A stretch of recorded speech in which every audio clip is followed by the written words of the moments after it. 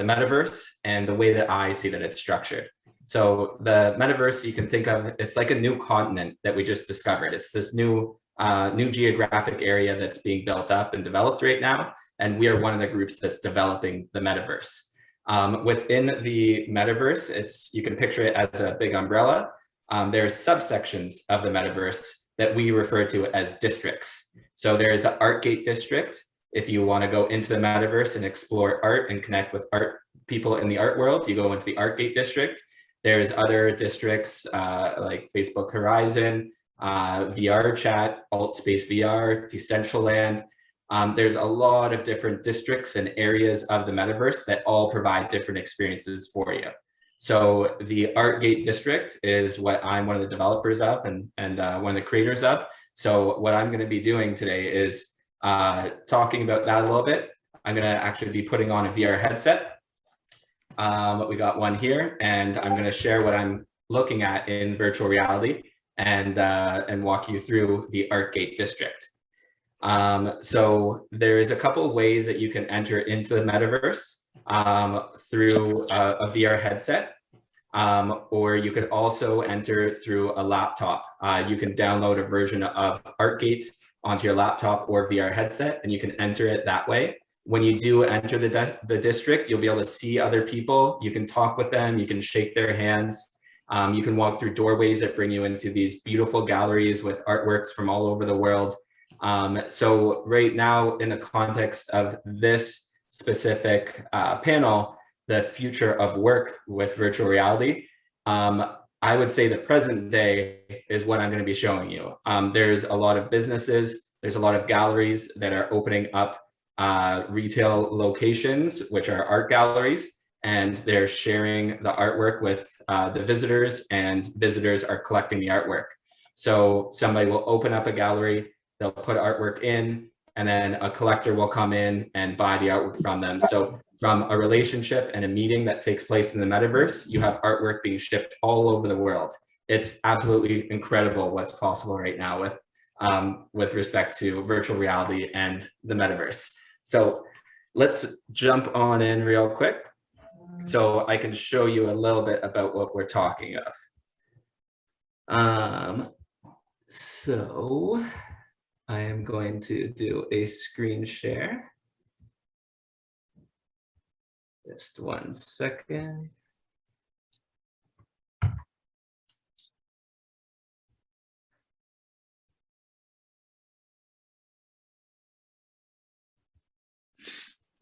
Can you all see? Oh, I don't think you can. I can see your Zoom, your browser window at the moment, Brendon. And what's the browser say? It's just Zoom at the moment. Scheduling made easy. Okay. And then Oculus Cast, yeah. Okay, perfect. All right, so right now, through my VR headset, I'm in the metaverse. And what I'm gonna do is cast what I'm looking at to my computer so that you can see what I'm looking at.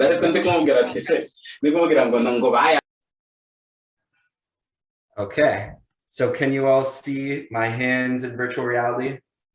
Can you see the beautiful sunset I'm looking at now? Yes.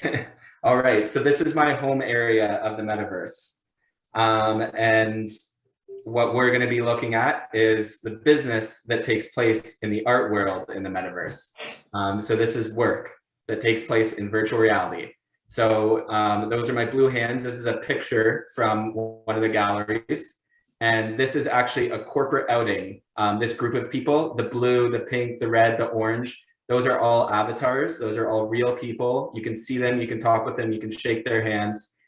This is actually a corporate outing that a company did in our platform. And if any of those people liked any of the artwork, they could talk with the art gallery and they could purchase the artwork and it would get shipped off to them in the real world. So that's what it looks like to be in a room in Artgate with a bunch of people in the metaverse. So it's not really the future of work. This is present day reality of what's possible in virtual reality. So I'm going to open up Artgate. We'll go into the main lobby and you'll be able to see a little bit more what I'm talking of. So it will just take a second to load up. And once we're loaded, you'll be able to see. And like I said, you can access ArtGate through your VR headset, or you can also go in through your laptop. So I'm just choosing my avatar color, setting my nickname, and I'm going into the main lobby. So this is the main lobby of the ArtGate district. All of those doorways bring you into different collections from around the world. So Loam Fun Gallery is a collection from New York. There's some NFTs in there, some great glitch art. Divide by Zero collection is an amazing collection from Hong Kong. We have a museum collection through there, big private collection. Chris Contini Contemporary, Baron Grafton Art House are from Europe. Hashtag Gallery from Toronto. So there's lots of galleries off the main lobby, and then there is more galleries to the menu as well. So we're just going to walk into one gallery. Let's start off with, let's go into the Divide by Zero collection. So I'm currently in Toronto, in Canada, but by walking through this doorway, I'm going into the gallery space of a Hong Kong collector. His name is Jacobo Garcia Gill. He's the founder of the Divide by Zero collection. So this is, this is where he does business. He has people come into his gallery space from wherever they may be in the world through their laptop or VR headset. He talks with them, he gives exhibition tours, he educates people, and builds up relationships and business through this location that he has in the metaverse. So this is sort of present day reality of what's possible. And then once I show you this room, then I'll take the headset off and talk about a bit of where I see the future of all of this going. So when you come in a room, you have this beautiful white cube aesthetic. You have the exhibition statements up on the wall here. This specific exhibition is called Post-Internet. Kind of suiting that we're walking through the metaverse looking at this exhibition. So there's information panels about each piece. You can go right up, you can look at the artworks in a lot of detail, you can touch the artwork. So these are all real artworks that exist in the physical world, but he has them on exhibition in the metaverse. And this is his place of business. And all of those doorways through the main lobby and all the other galleries through the menu, that's other galleries that have their places established, and they host events. There's if there was an event going on, there'd be people all over the place that you could see and you could talk with. So this is the current state of work in virtual reality with respect to the arts. I'm just gonna pop my headset off and then continue chatting in the physical world.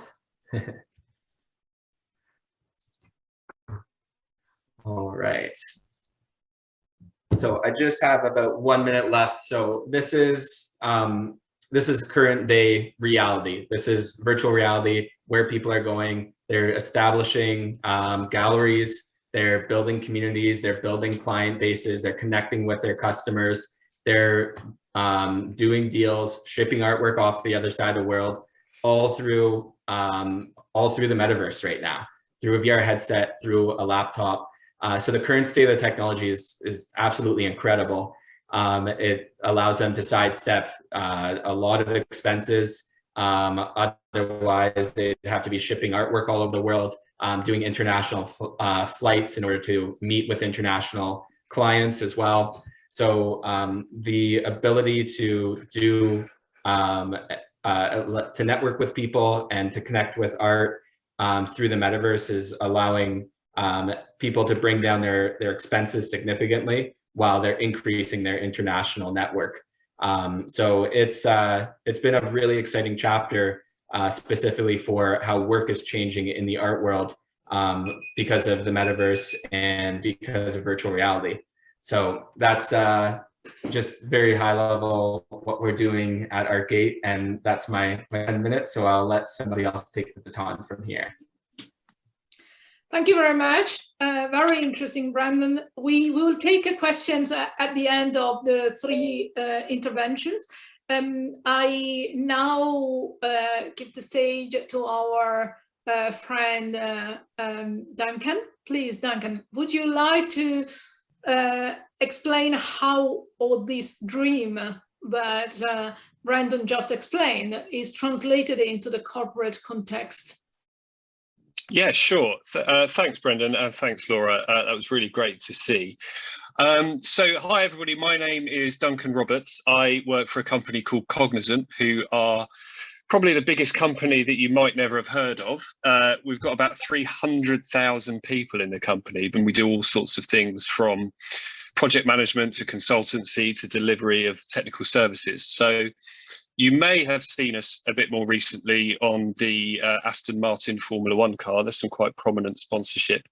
But I work for the portion of the company called the Centre for the Future of Work. And we are looking at the ways in which technology is changing work and how we think that will develop over the next 5, 10, 15 years.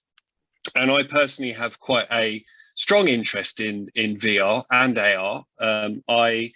Prior to joining Cognizant, actually, in my spare time, I worked with Google developing some of their initial launch applications for their now dead Daydream VR headset. And they're currently still ongoing AR core augmented reality platform for various different devices. So doing that, I've now translated that over to looking into how VR works in a corporate world, as Laura said. And it's really interesting what Brendon says about the metaverse, because there's a lot of talk about the metaverse at the moment. And I think the interesting thing about it is that it means a different thing to different people.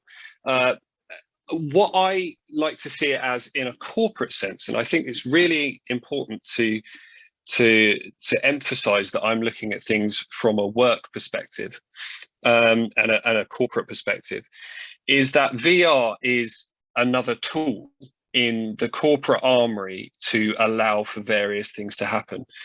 Now, when the pandemic hit, obviously everybody started working from home, and we've all got used to Zoom and Teams calls, etc. And there's actually been some really interesting research done by Harvard University on why everybody feels so rubbish at the end of a Zoom call.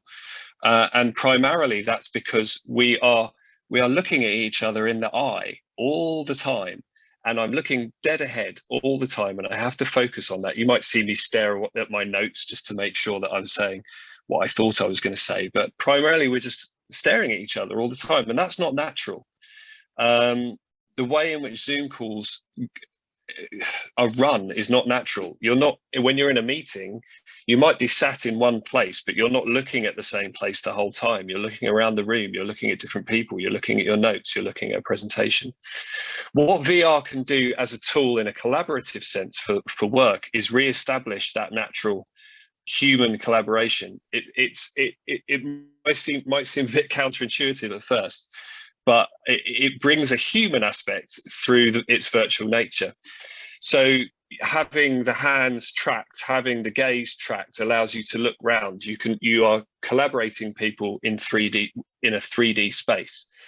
So that's one element of where I see virtual reality going in the future of work in terms of collaboration. Of course, collaboration doesn't just mean meetings, sitting around a boardroom table, looking at everybody. It could be a presentation. It could be somebody standing on a stage presenting to a crowd. It could be training. That's often a collaborative exercise and not something that's done alone, and often is done with practical exercises or role play or learning how to turn a lever or something like that. There's a lot of great examples of VR training programs out there that significantly reduce the cost and enable repeatability of exercises that the physical world just doesn't allow you to do. The other interesting thing that I'm finding about it, as well as its collaborative nature, its ability to do things that you can't do in the real world and to give you lots of different tools, is with a view to sustainability. Now, Brendon alluded to this and Laura alluded to this earlier on. But if you're meeting with people across the globe in a more natural human way, where you can read body language, you can all be together in a virtual space, then you don't need to travel as much. Yes, that has a great cost implication, but also it has a really good sustainability implication for your company in terms of cutting down travel. It also widens your talent pools, where somebody doesn't need to be physically located in an office in order to work for a company, allowing you to widen your net when you're looking for people to work for you. So there's a lot of benefits to this. I also think personally, it increases your ability to be innovative, because VR gives you tools that you might not necessarily have in a physical space. You can then think about things that you might do that you might not have done before. So let me give you an example of that I think Brendon might like, actually. And this is personal to me. I've recently downloaded a VR app called Vermilion, which is an oil painting app. And now oil painting is not something that I would ever have thought about trying out. But here, I've tried it out. It is wonderful. I'm loving it, and I'm spending quite a bit of time learning how to oil paint, and it's incredibly realistic. So I encourage you to seek it out. But you extrapolate that to the corporate world, and things that people might not have been able to do initially, they are now able to do. It's because they can bring in things from Siri, spell lip syncing. Sorry? Lip syncing. Anyway, yeah, so you are able to bring in tools that you may not necessarily be able to use in the physical world. So there's some really interesting aspects there. I've only got 10 minutes, so I'm trying to cover as much ground as I can, but we'll open this up for questions later on. So what I'll do is I'll just finish off with something I had a chat with Laura about when we first met, which was about the skills needed to actually develop and use in the workplace in VR. So if we use VR as a tool to help us work, to help us connect with people, to use different tools that we might not necessarily have in the physical world, then a lot of the time the skills that we have in the physical world can also apply to the virtual world. For instance, if you are an architect or a designer, a set designer for theatre, you can also be a set designer in VR. You can also be an architect in VR. Those, because it is a natural way of doing things, those skills can transfer across. But in terms of those things where you're the skills that you need to actually develop, it's always coding, computer science. 3D modeling is incredibly important. I was always really interested and did some development in virtual and augmented reality, but I could never, ever create anything artistic in a 3D sense because I'm not very good at it. So getting a wide breadth of skills to help develop your VR applications for both corporate, artistic, commercial applications is really important. Overall, I think it's a really exciting time. I think it's still nascent, and there's a lot of friction to getting businesses to employ it. But I really do see a future in this. But when leading into, no doubt, what Alex is going to talk about, I think there's also some ethical implications. Not in the least who the biggest player in the market in the commercial sense is, i.e. Facebook, and what they're doing with your data when they're tracking your biometrics every time you use VR. How does that apply to an employer who's also doing the same? What do your employees think about that? Right down to when you're in VR, what does your avatar look like? And how do you represent yourself in VR? And how do companies allow people to represent themselves in the way that feels true to them? So there are myriad questions and implications for this, but I think we're going to see an explosion in this in very many industries over the next few years. So I look forward to seeing where that's going. Thank you. I think that's about my time up. That's fantastic. Fantastic, Duncan. Very I've good. rattled that off. But we will then have time during the chat. I see coming up some interesting questions also around the IP and the ethics of virtual reality. Duncan just said that basically he postponed any question to the future, which opened up that in the middle, what do we do? Because I'm going to read the chat and see. I'll read the chat and see if I can think of any answers while Alex is speaking. Yeah, there's a lot of questions there. Yeah, Alex, you want to say how much it will cost all this? No, I don't. Okay, shall I give an intro? I have to confess, this is like rather confessing that you're an estate agent, but I've been a lawyer for 33 years. And I am positively supportive of technology. So anything I say after this, if it sounds negative or cautionary, I'm sorry, but most of my time has been spent in my career enabling people with ideas and technology to develop them, obtain investment in them, protect them, and deal with what I would call bad actors. And fortunately, the two presentations I think are amazing. I just love this stuff. Over the years, people walk into my room and they say one or two things. I've got an idea, is usually the first one. I'd like to do this. How do I do this? Or occasionally, some bastard has nicked what I've done. And it's usually a variation of any of those. So over the years, I'm now a consultant lawyer. I consult with a number of law firms. And over the years, the advice that we've ended up giving has been, you realize it's informed by the law, but it isn't legal advice. It's how do I structure, how do I interact with people? And let me just take you back a step. And this is a little bit of jurisprudence. Law is about the interaction between legal people. And let me explain that. The law is a set of rules. Whether you go through any of the great religions of the world, there are a set of rules. Christianity had the 10 Commandments. They're the basic rules about the way we interact. Now you'll see where this is going, because virtual worlds are about interaction.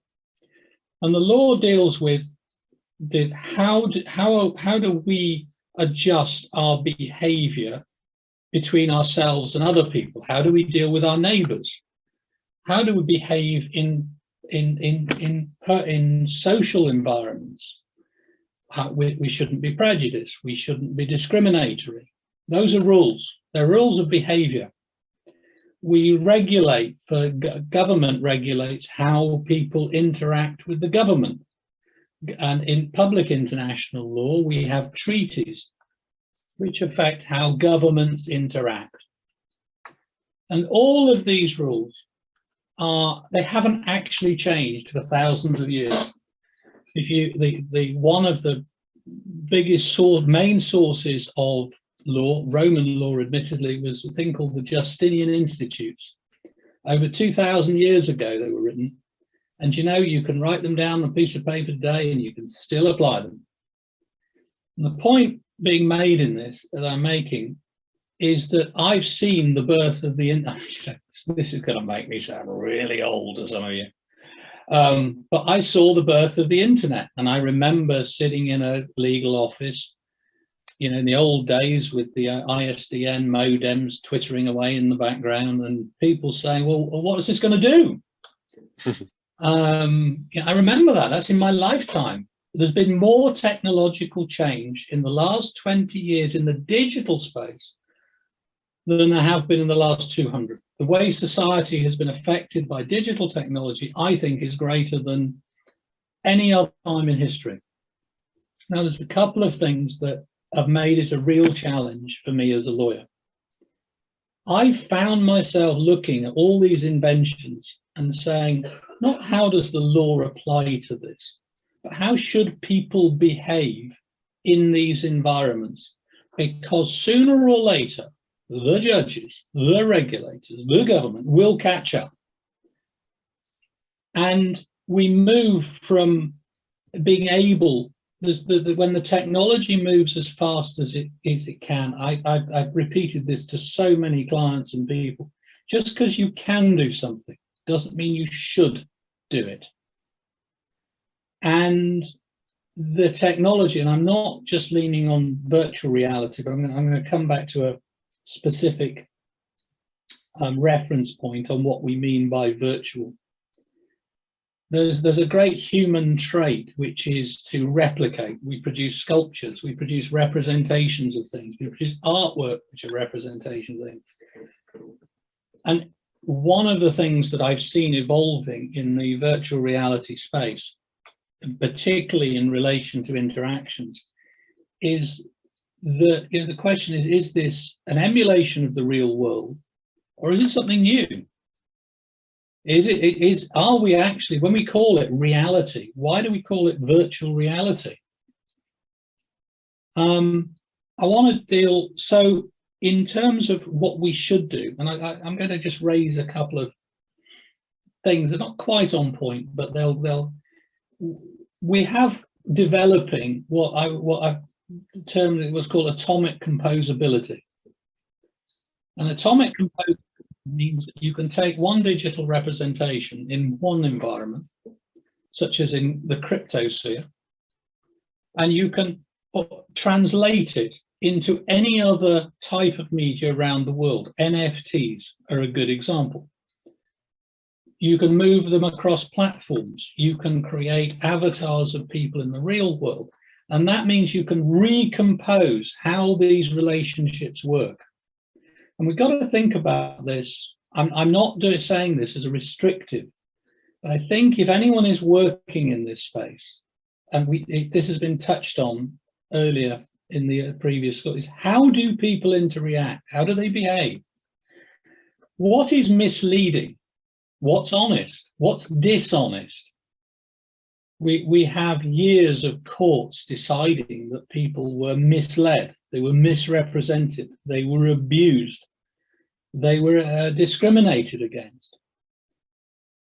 In the AI world, there's a lot of work been done on the inherent discrimination created by mathematical algorithms. Now, I distinguish, by the way, between people call AI something which makes a decision. I don't. Because there are a lot of mathematical constructs where the decision is based on the mathematics which are fed in. They're preconceived before you put them in the machine.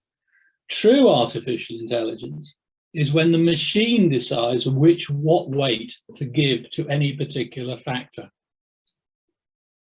So and for those who are programmers, I can run if-then statements, SQL statements, which say, if these 5 factors are present, the answer is this. But that's not intelligence, that's processing. When artificial intelligence mixes with virtual reality, now you've got a completely different set of factors. So I do argue with the word virtual reality. I would call it a synthetic reality.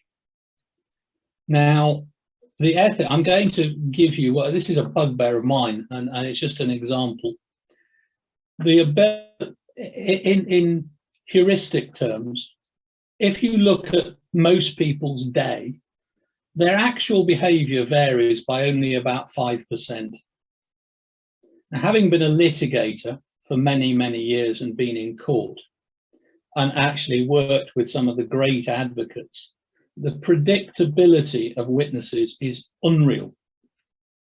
And I worked with one of the great libel silks, and I remember doing a case on a very famous libel case, and the whole case was destroyed by one question.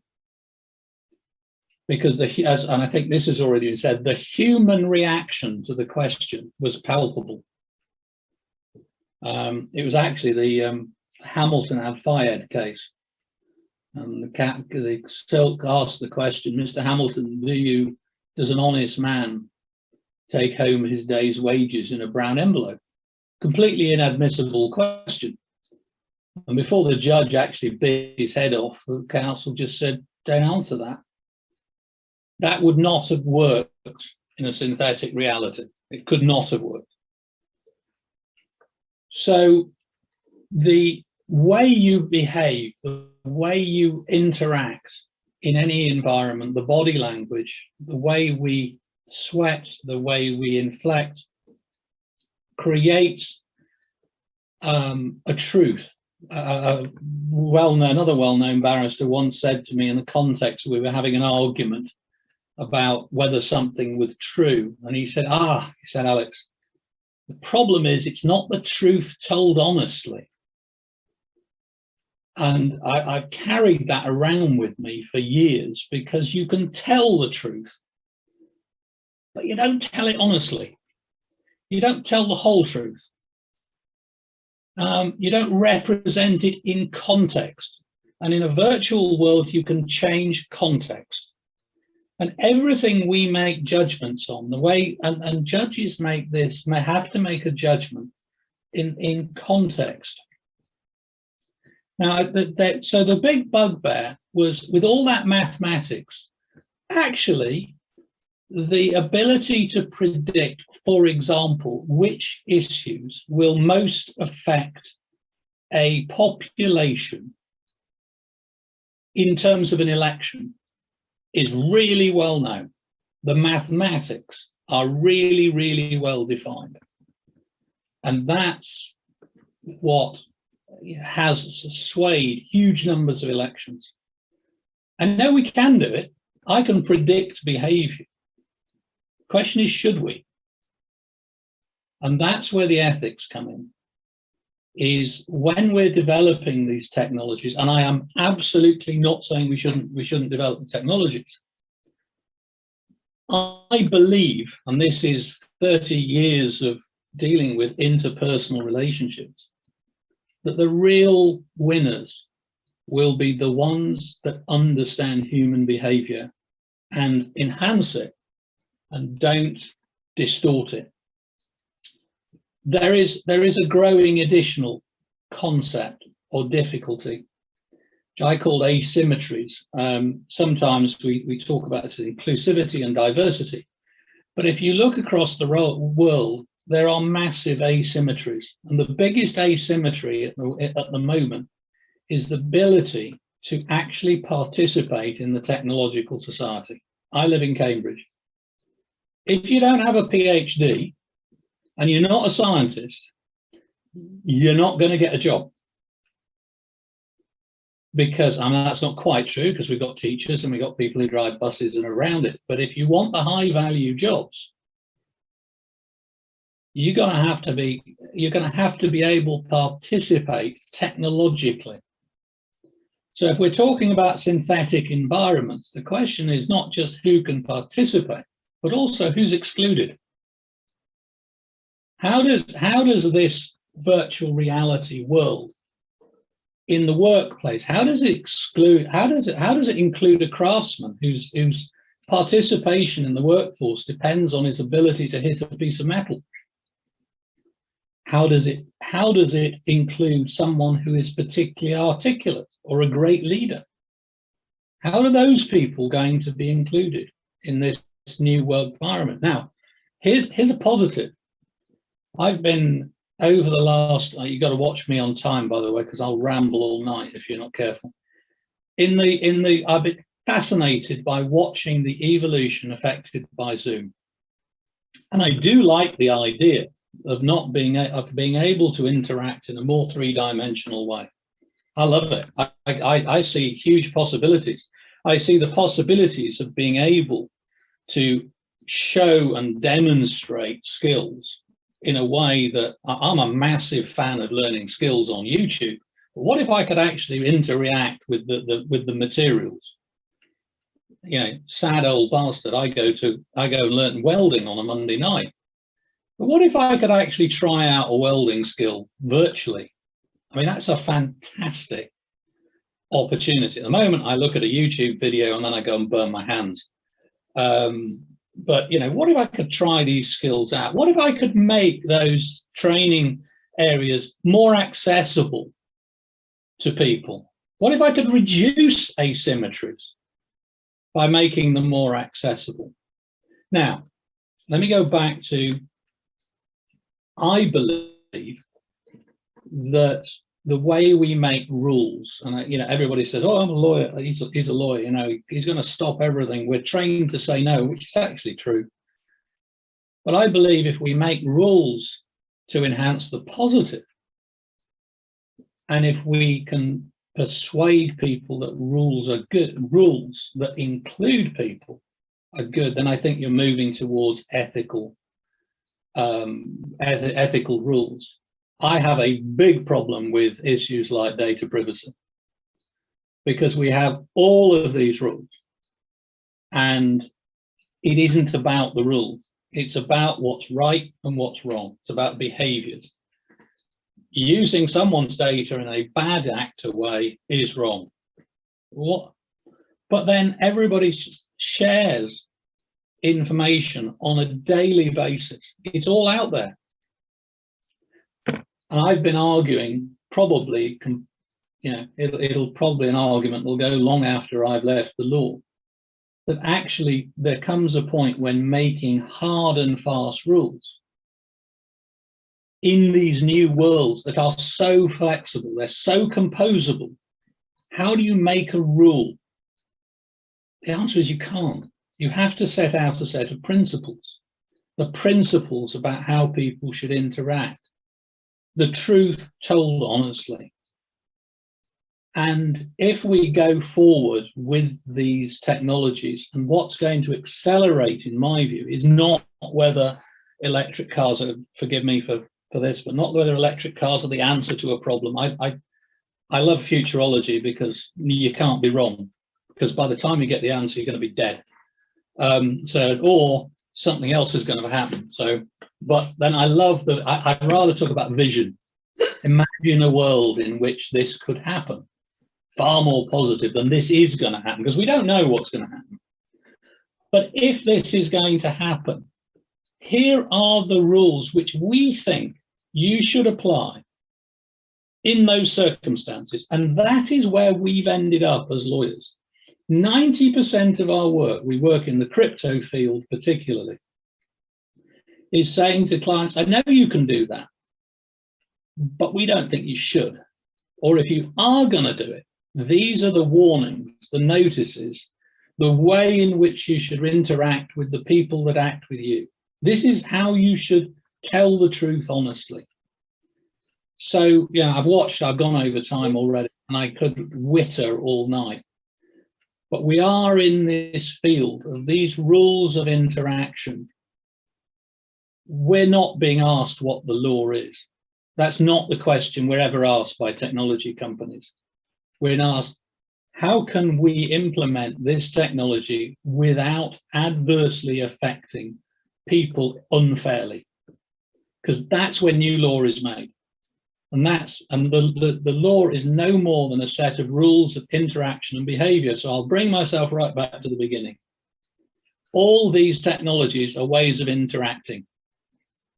You've got to work out what the rules are of that interaction and think really deeply. Otherwise, you end up with what I call the law of unintended consequences. Someone gets hurt, not because it's deliberate, but because there are bad actors out there who will take advantage of the technology to mislead, to commit fraud and worse. But I'm a massive, I want us to be enablers.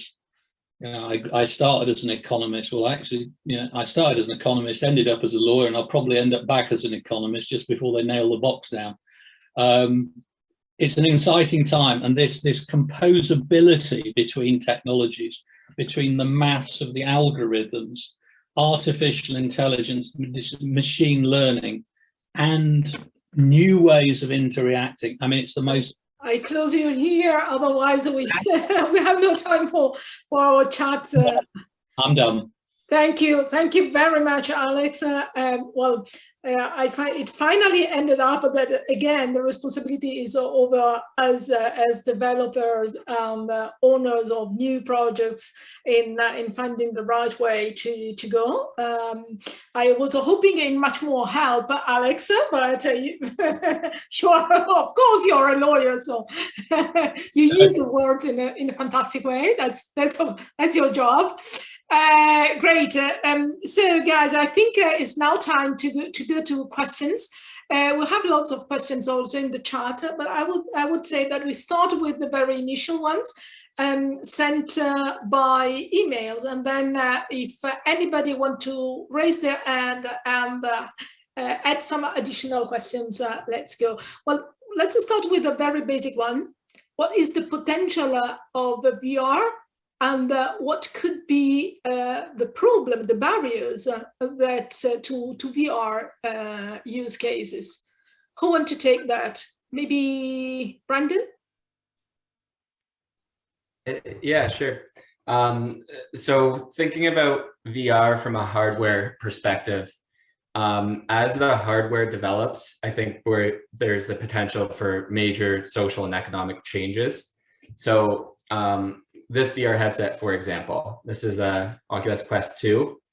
I describe this as the brick cell phone stage of the technology. I think over the next few years to decades, we're going to go from a VR headset like this, that's basically like wearing a toaster on our face, to a VR headset like this.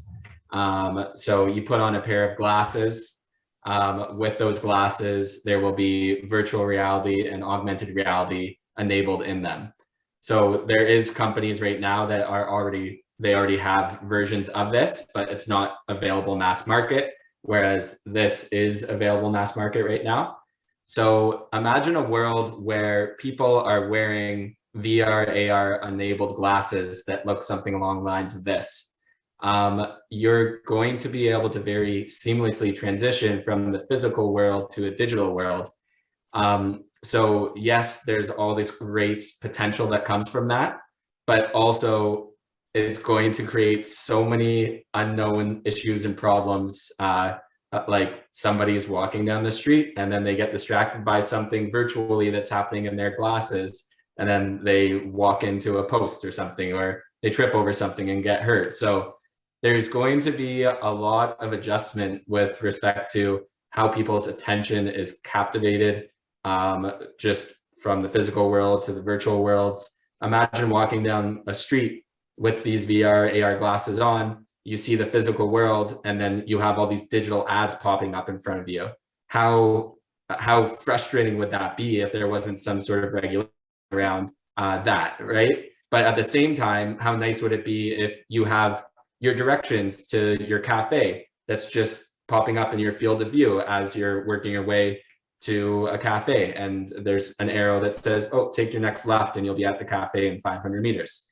That would be pretty nice to have. So there's going to be a lot of benefits and a lot of potential for things to get extremely frustrating and overwhelming.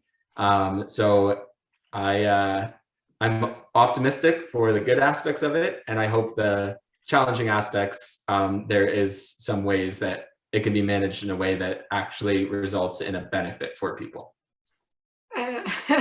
Does anyone have to say something on this, Duncan? What's your point? Yeah, sure. So I agree with Brendon. I think the hardware certainly is going to become smaller, going to become less expensive, less friction to wearing. I think that there's some strides being made in one of the most noticeable barriers to entry, which is motion sickness. I think you see people employing haptics to sort of tap on your head as you're doing it to simulate motion. There's a great video out there of a sort of a dystopian world where you're walking around with AR glasses on, and and there's just ads everywhere, and it's like Blade Runner on steroids. It's absolutely terrifying, and I think that's really interesting. That one concern I have, major concern I have at the moment is borne out by Facebook releasing not their AR spectacles, but their smart spectacles, and it's an important distinction to make. That their collaboration between Ray-Ban is not an AR thing; it's a smart thing. It's basically like the Snapchat spectacles that you had in the past. One of the ethical dilemmas I think that is that those have got cameras in them, and it's all well and good having Facebook having privacy pages around. For you as the owner of the spectacles, but that camera is not looking at you. That camera is looking at everybody around you and capturing them and taking that data. And what are Facebook doing with that data? I am not consenting to being filmed. And as soon as I see somebody with a pair of Ray-Ban glasses on now, I'm like, oh, I'm going to get out of the way, thank you. That has some serious privacy implications if you're looking at the wearing of any device which requires a camera on it to scan the environment, to either put some augmented reality on board or take photos or use to track your virtual reality projection that you're looking at. So there are myriad ethical concerns, and I thought Alex's talk there was absolutely fantastic about the behaviors that we have to employ when we're using virtual space. There's a lot of stuff that I've looked into where you have to behave as if you were in the physical world, i.e. being up in someone's face in virtual reality is just as socially unacceptable as it is in the real world, and let alone all the other issues that places on top. So I think the issues that we're going to face going forward with VR as the future of work, as the future of a consumer-based product, are largely not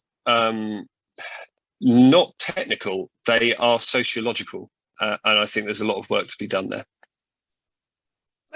This drives down in how will virtual reality change people?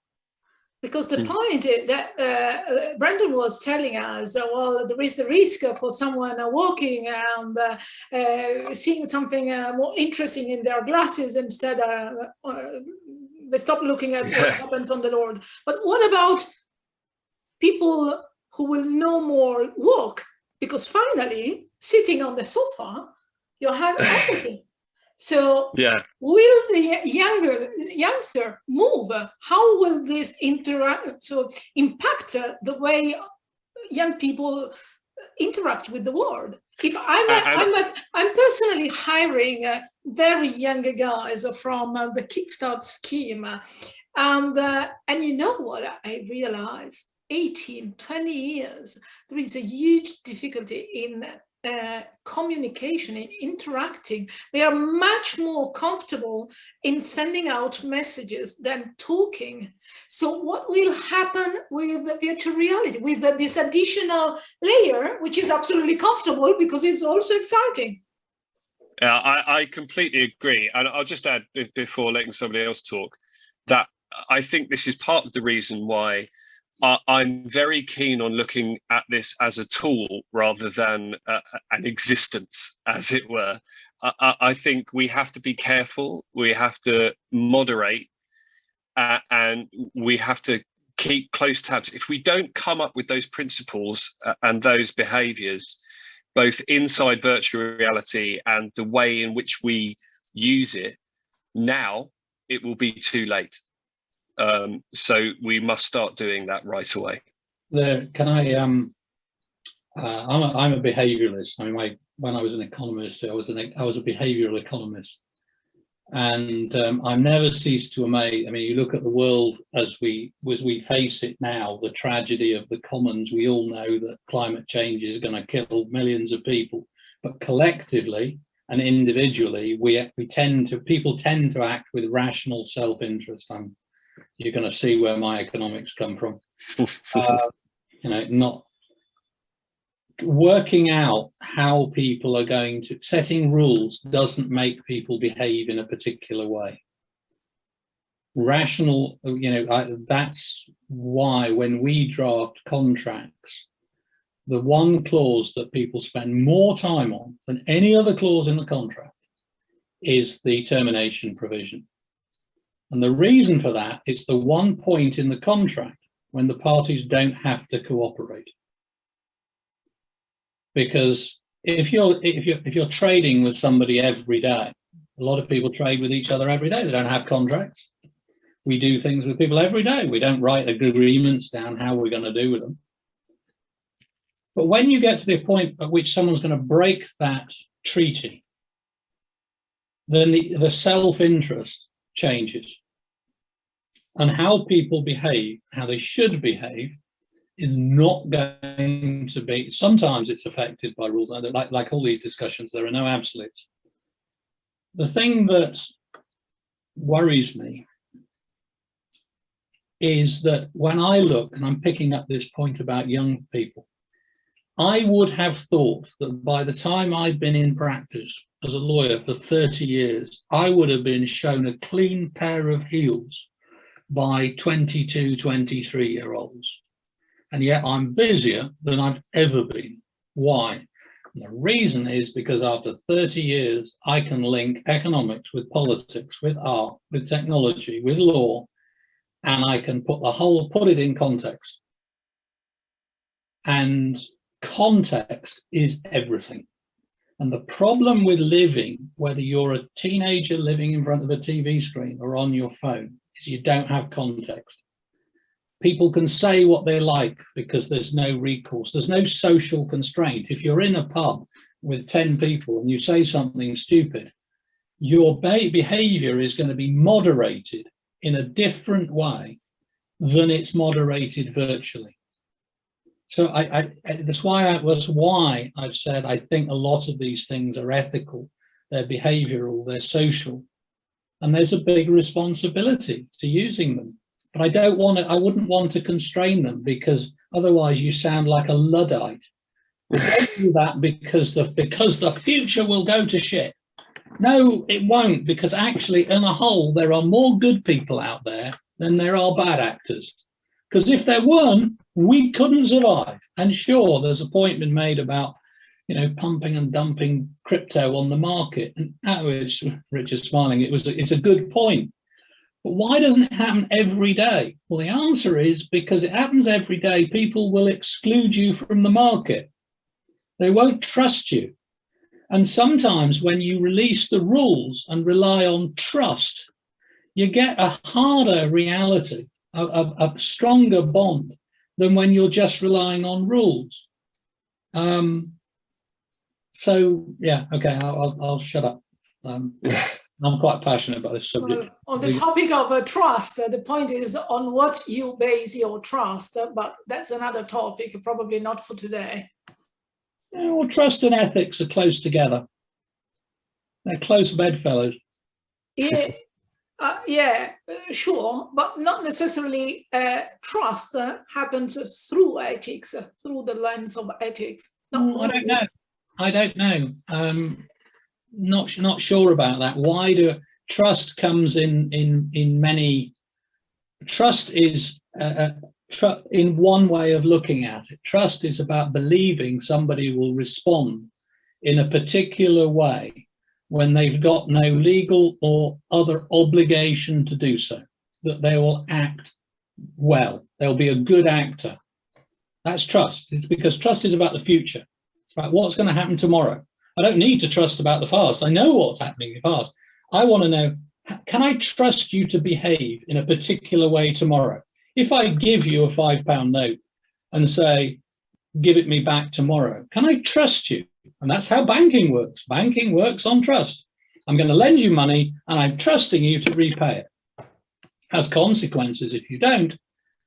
But in the virtual world, you can remove the synthetic world. You remove the daily interaction which persuades people into trust, the rational self-interest. Which brings in also something more. How do you trust that the person in the virtual world is the person that you think is?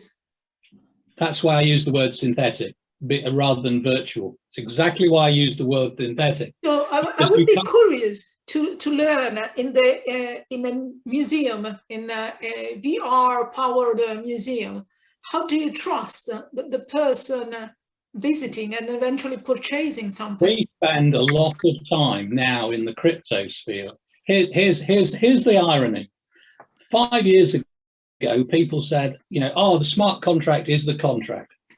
You don't need to trust. And you know what we spent the last 6 months doing? Writing contracts. Writing contracts about what the obligation is when you use a wallet, what your interaction with a distributed ledger is, what property exists in, and it's gone full. And you know what's more? Distributed ledgers have become centralized because now you've got governance of the ledger evolved. Yeah. So the way people behave and the way they should behave, and God thank they do, because otherwise there'd be no job for me. I need bad actors. I hope some of you are real villains. I've got another question. Sorry. I would like to just kind of chime in with respect to how I see, I guess, behavior evolving in the Artgate district. That was something that when we first started this, we were very interested to see how it would unfold. In the beginning, we had no etiquette. We had never been in these spaces before. We were just building the first rooms. And when I tested the very first time that we released multiplayer with our CTO, we were so excited and we just waved our hands in each other's faces because we couldn't believe we were actually in the metaverse seeing each other, even though we weren't in the same room.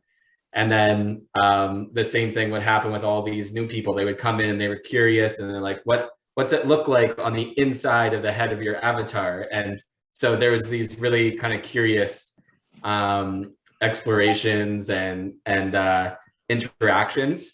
And then as more and more people came into the platform, there was just this self-organizing way of behaving. So in the beginning, somebody completely new, first time in the metaverse or first time in Artgate, they usually run around, they get really close to somebody's face because they don't realize how uncomfortable it makes someone. They will put their hands in other people's faces, and then whoever they're doing that to will say, can you stop that? That's rude, it's annoying. And then all of a sudden they're like, oh, sorry, I didn't understand. I didn't realize that there is some etiquette in here. And then they start to look around and see how other people are behaving. So now when there's groups, you'll see circles of people in the metaverse that are standing roughly, it looks like 3 feet apart. About the same distance you see in the physical world when there's a gathering of people all talking and conversing.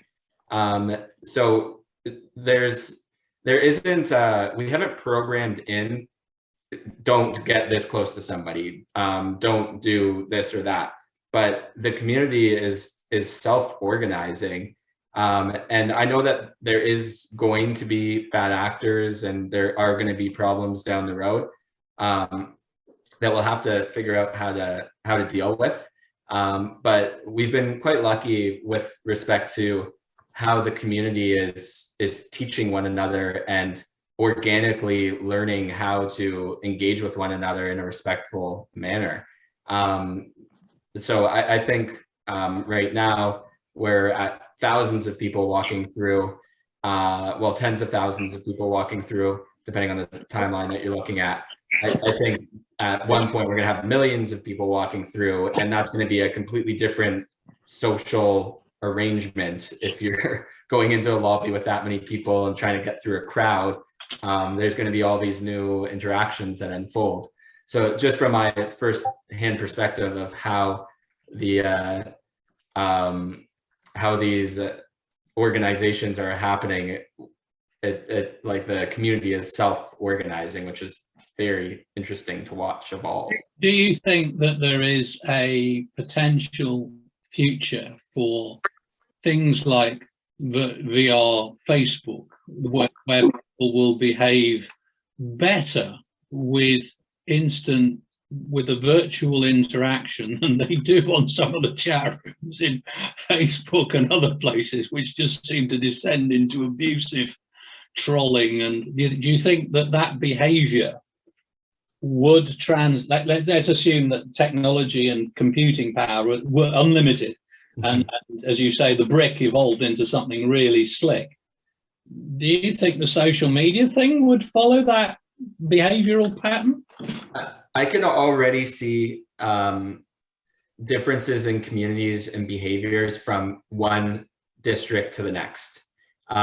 So, for example, VR chat. That's a place where a lot of people go and they troll each other. They pick on each other. They make fun of one another. They pull pranks on each other. It is a younger demographic that is in there. And it seems to be, if you want to go and like mess around with other people, like troll people, that's kind of the place that you go for that. And then there's other places where there's specific games that you're playing and behaviors that you have in those games, and people won't invite you to continue to play in that game if you're not like a good teammate joining in there. And I guess just because it's art world people that seem to be coming through our platform, there's a certain behavior that kind of mirrors what you see in a physical world gallery that is just unfolding in front of us. So I'm sure there will be people that will come through and think it's funny to cause a ruckus, but what I notice is from one district to the next, there's different behaviors, and I guess the same thing, you can go from one neighborhood or one country or one area in the world, and there's different languages, there's different customs, there's different ways that people interact with one another. The same thing I'm seeing. It's a matter of tribes, basically. People recognize into communities. Probably we will go back. Oh, a little bit.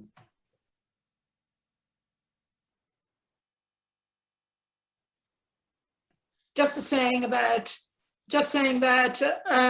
people will go back to tribes, very probably. Recognizing themselves into communities. Well, let's go to the third question, please.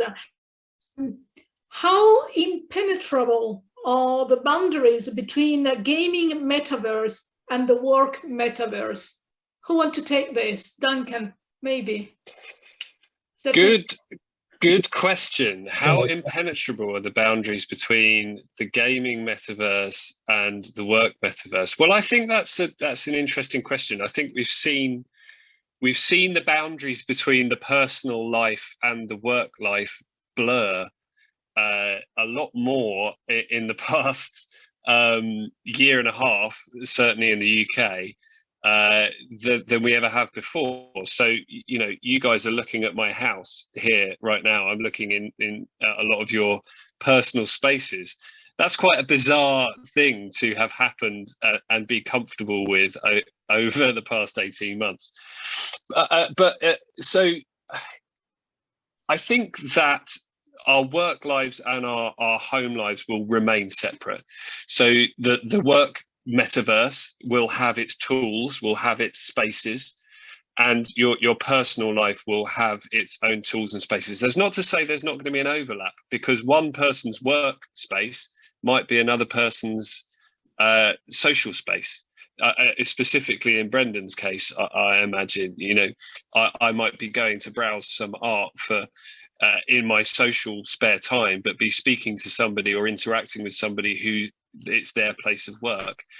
So it's a Venn diagram, but I would also not be engaging my friends in just a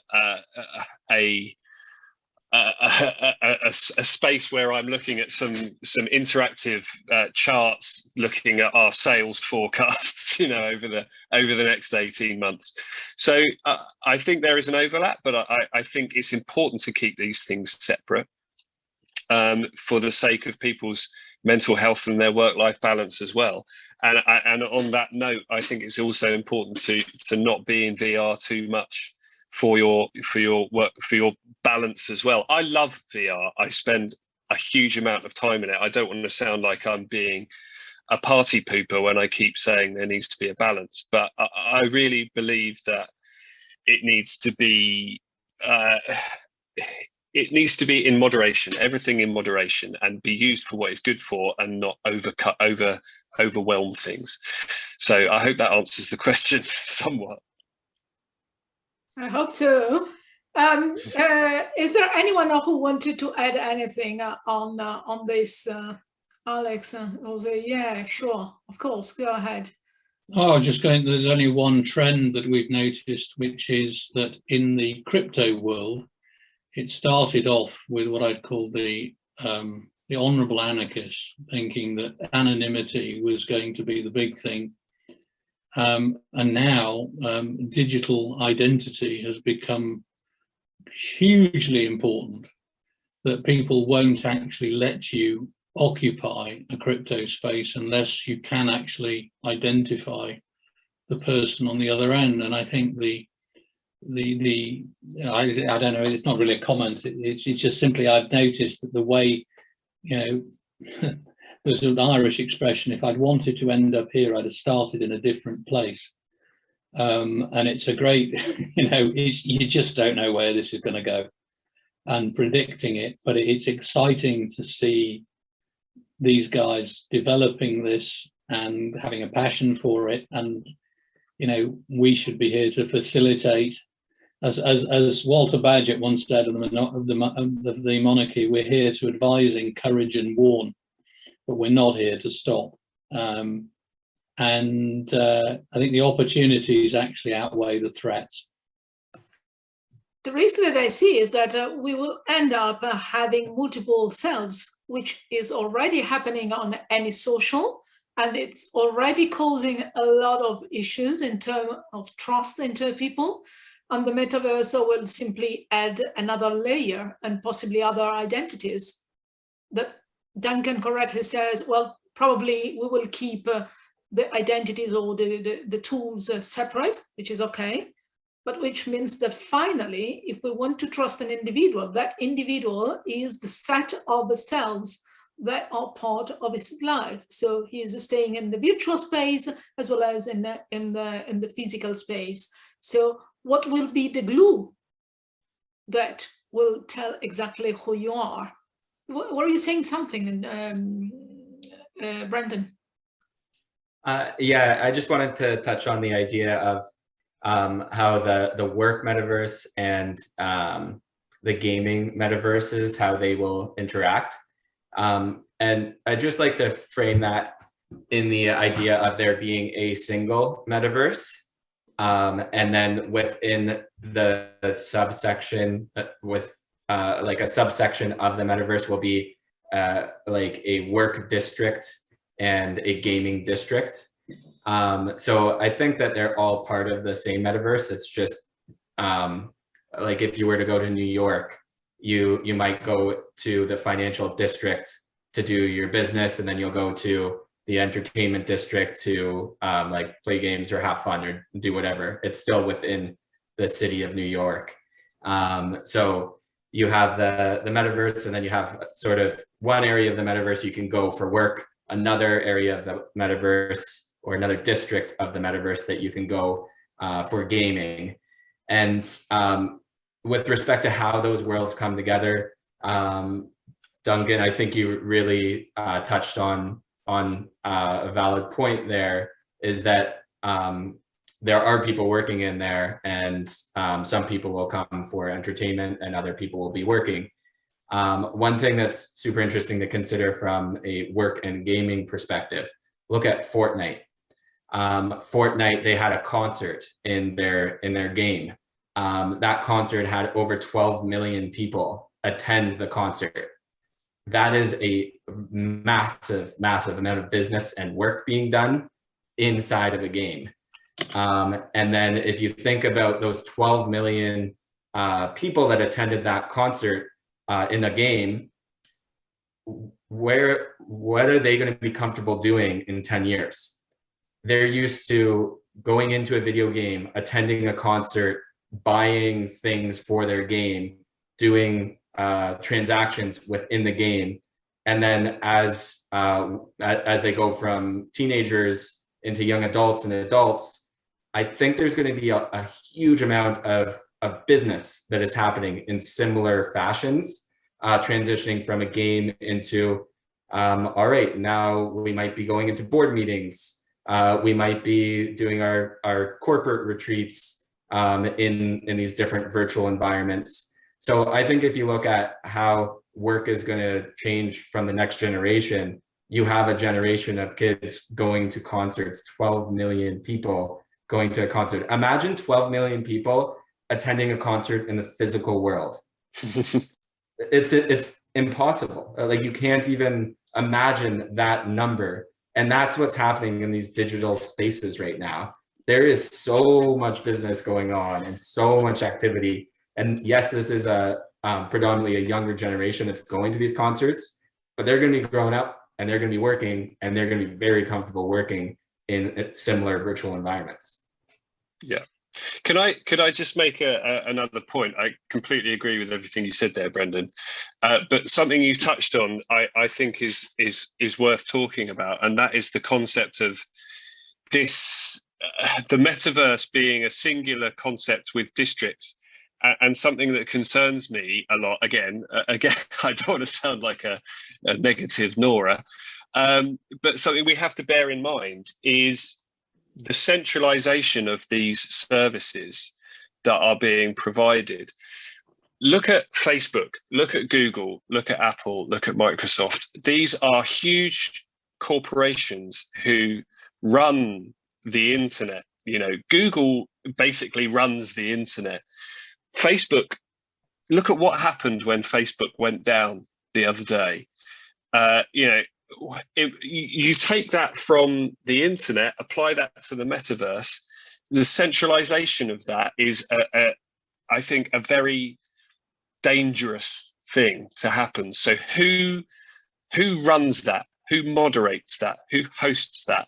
I don't have the answers to these questions, but I think they're important questions to ask when we think about a singular lobby or concept of the metaverse that districts hang off. I don't disagree with it. I do think we need to potentially challenge how it is organized and how it is maintained and how it is run.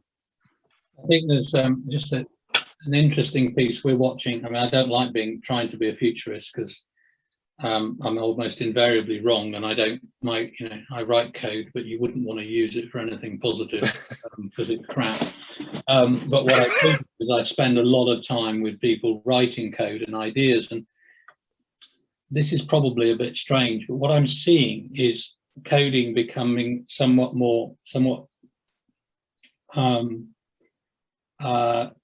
I'm going to say self-perpetuating, but it's better to say it's becoming more organic than inorganic.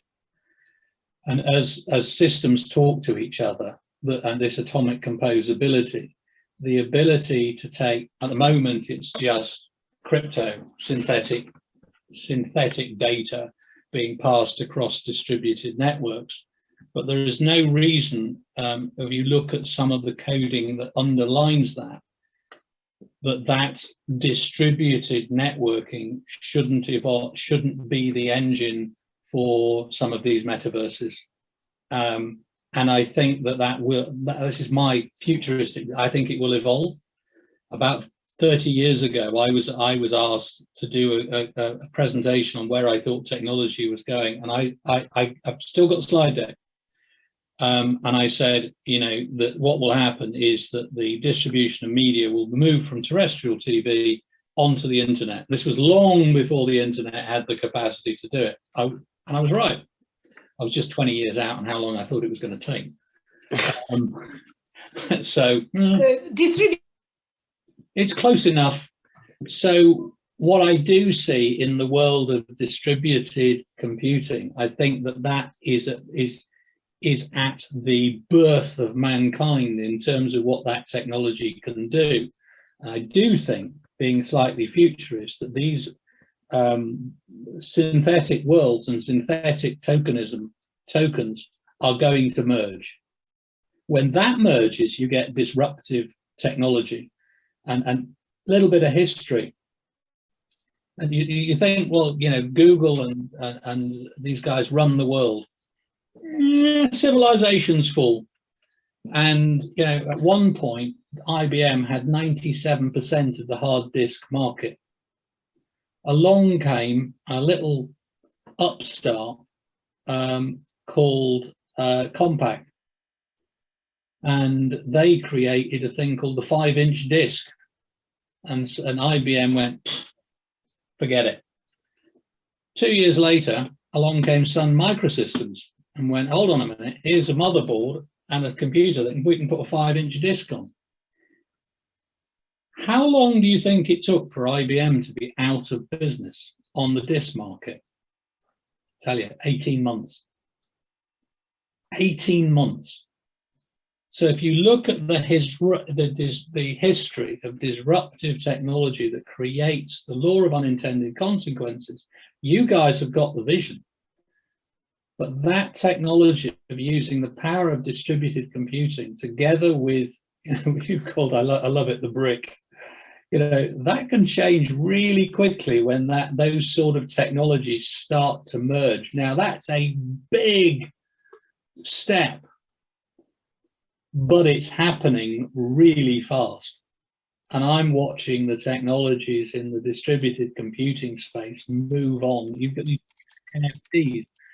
And NFTs is a trivial use of distributed computing. It's trivial. Now, take your domains that you're building and build on those in the distributed space. Wow, that's got power. And that could see off people like Google and Facebook really fast. And then you'll be to add to that the behavioral consequences, which is fascinating, about the way people behave in a metaverse where they actually have to interact real time. Can I see that being the next generation?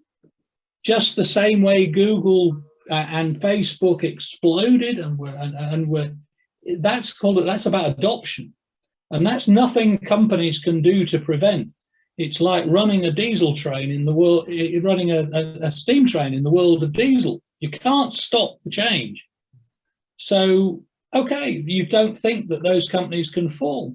Well, they can.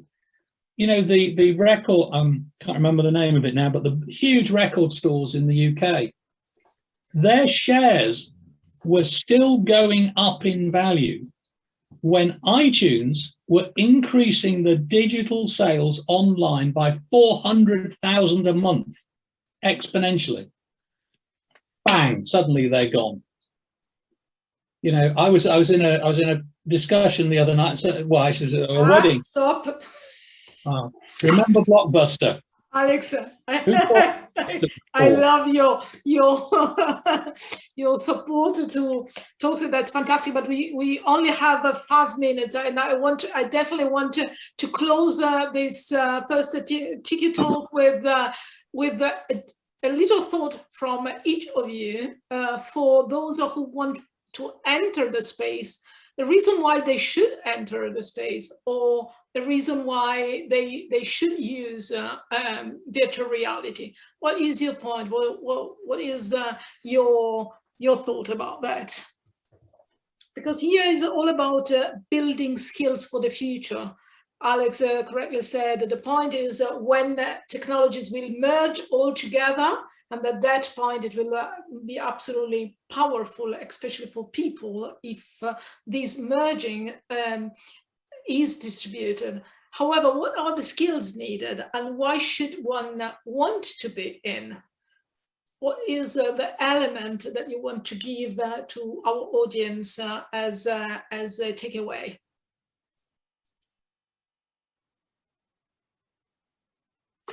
Brendon, you're on mute yet. Yeah. Yeah, I would just suggest for anybody that's interested in virtual reality in the metaverse, to get involved. Like there's a lot of experiences in the metaverse that you can go through your laptop, or if you do grab a virtual reality headset, there's a lot of experiences within the virtual reality headset as well. If you start going to events and meeting people at these events and having conversations, building relationships, building connections in the metaverse, that will just spark a lot of inspiration, because you don't really know what's there until you've gone and explored it a little bit.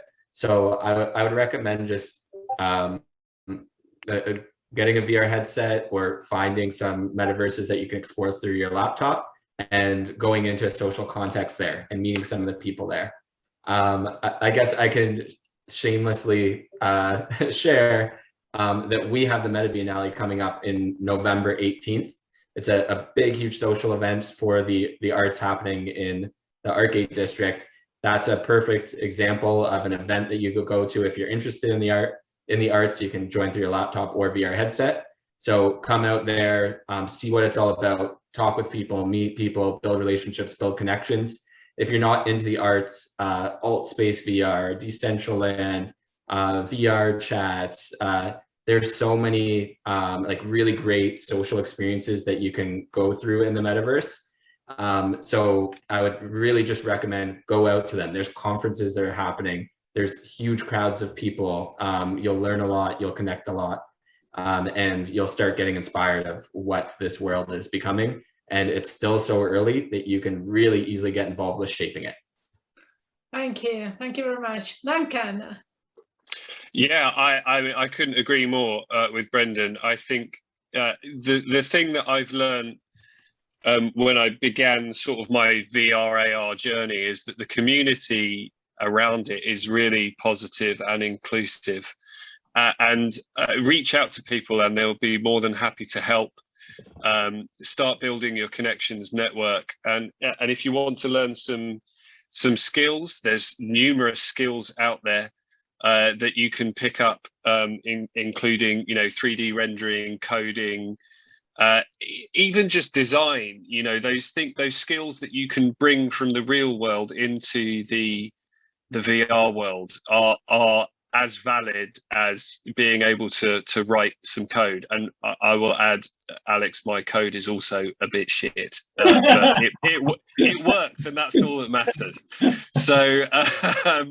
So yeah, I think just build those networks and crack on, get involved. Don't wait. Like Brendon says, it is nascent. This is the time. Do it now. You're on mute, Laura. Yeah, do you want to close, Alex? I am. I'm going to say very short. Be brave. Be brave. Be brave. And I'll leave you with the words of John Harvey James, former chairman of ICI. He was asked one day why young businesses succeed. And he said, because they don't know any better.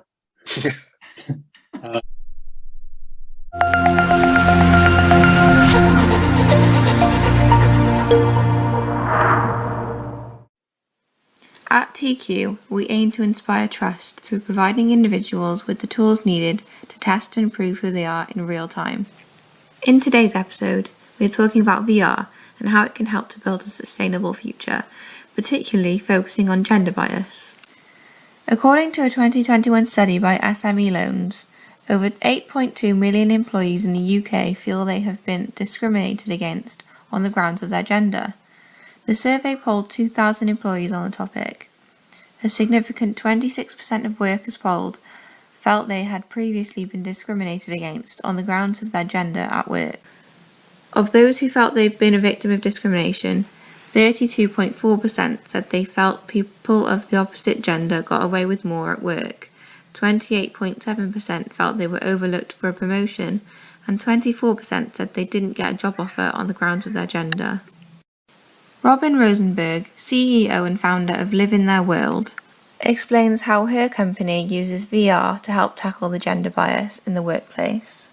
It's a company that has a subscription as a service program that in part uses virtual reality to address issues of bias and incivility in the workplace and upskill people for respectful engagement, because none of us is ever going to get it right. And so we need to know how to engage each other. What made you want to create the company? I should say that we also provide leadership training. We have leadership training workshops, and we also do executive coaching and DEI related coaching. But the heart of the company is the subscription as a service program. What led me to start it is that I've been interested in virtual reality for a really long time, and I was collaborating on some research with a psychologist at Stanford. We were doing some VR research, and Trayvon Martin was killed and George Zimmerman had been acquitted. And that led to a real surge in Black Lives Matter at the time. And then some white people said to journalists, either all lives matter or white lives matter. And not that I presume to know the lived experience of being Black in the United States, but I thought that was a profound failure of understanding of the lived experience, and had this idea for the ways that VR could be really instrumental in putting people in the shoes of people from different demographic groups. Okay, so is that how you came up with the connection of VR and gender bias? Yes. Yeah. So the gender bias part, so the original idea was actually about race. Right. What happened is I mentioned it to a venture capitalist that I socialized with, the original idea, and he thought it was a great idea, but I had a day job I loved. And then after Me Too, he contacted me and he said, remember that idea you had? We'd like to fund you to do a proof of concept study on gender. Okay. And that we did, and we got amazing results. And so that was really what led to starting the company. So how do you think VR could be useful in the future in the workplace as a tool to help tackle gender bias? I think it's fantastically useful for both men and women. I think that VR can help men understand all kinds of ways that their bias plays itself out behaviorally. I mean, bias is really just a mental process, so it's about behaviors, but help to understand the ways that affects women. Women are also, among some of the worst offenders towards women. So I think that it's really not just about men learning about it, but it's really for upskilling everybody about the way that gender bias plays out. I also think that there's a really interesting story to be told from a white man's position, especially in a kind of post-Me Too world. And I think it's just helpful for people to understand each other. So I think that's an important piece as well of understanding gender bias. So were you interested in VR before this gender bias topic? Yes, I've been interested in VR for 25 years because I had been certified in hypnosis. And there's a phenomenon in hypnosis that's called either divided consciousness or dual consciousness, where you hold two realities at the same time. You hold the reality of what you're experiencing in trance, and you hold the reality of that you're sitting in my office, let's say. And I read about VR, again, 25 years ago, and when it was just an academic thing, and was fascinated because it really sounded like the same phenomenon, right? Which is whatever you experience in the headset is experienced as real, but you're in a headset. And it turns out that neuroimaging studies show both are the same in that way, right? So our brain registers hypnotic trance experience as real and VR experience is real, but we can also know simultaneously that there's this dichotomy where it's a created experience that's it's sort of an altered consciousness, if you want to think of it that way. So I've been interested in VR for decades. So how do you think, as a different, not for gender bias, do you think it could be useful in other ways in the future of work? VR now? Totally. Yeah. Absolutely. But done well. I mean, VR is just a tool. And so, it can be done, a tool that's used well or used poorly. It can be used for good or not for good. So, yes, but. Do you think it's commonly misused in the workplace? As in misused for bad rather than good? I don't think that most of the bad is intentional. I actually don't know. I mean, I know some about what other people are doing. I think there are inherent risks, in any tool. I don't